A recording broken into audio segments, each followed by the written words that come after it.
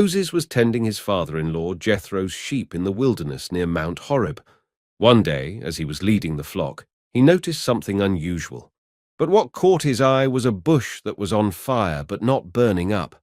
So, curious and intrigued, Moses said to himself, "I will go over and see this strange sight, why the bush does not burn up."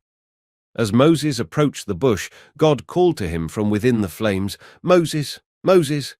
But Moses was afraid and hid his face, for he was afraid to look at God. So God reassured him, "Do not come any closer. Take off your sandals, for the place where you are standing is holy ground." God continued, "I am the God of your father, the God of Abraham, the God of Isaac, and the God of Jacob." But Moses trembled and hid his face, realizing he was in the presence of the Almighty. So God said, "I have indeed seen the misery of my people in Egypt. I have heard them crying out because of their slave drivers, and I am concerned about their suffering. So I have come down to rescue them from the hand of the Egyptians and to bring them up out of that land into a good and spacious land, a land flowing with milk and honey. And now the cry of the Israelites has reached me, and I have seen the way the Egyptians are oppressing them." But Moses doubted his ability to lead such a mission and asked, "Who am I that I should go to Pharaoh and bring the Israelites out of Egypt?"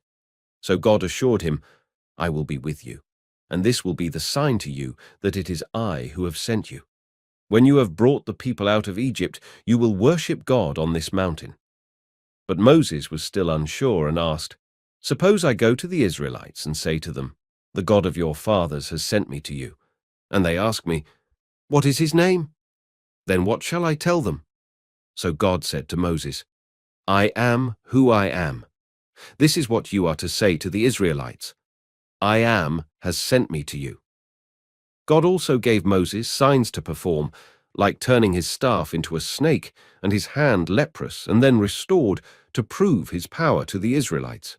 But Moses continued to express his concerns, saying, "Pardon your servant, Lord. I have never been eloquent, neither in the past nor since you have spoken to your servant. I am slow of speech and tongue." So God responded, "Who gave human beings their mouths? Who makes them deaf or mute? Who gives them sight or makes them blind? Is it not I, the Lord? Now go, I will help you speak and will teach you what to say." But Moses still pleaded, "Pardon your servant, Lord. Please send someone else." Then the Lord's anger burned against Moses, and he said, "What about your brother, Aaron the Levite? I know he can speak well. He's already on his way to meet you, and he will be glad to see you. You shall speak to him and put words in his mouth. I will help both of you speak and will teach you what to do.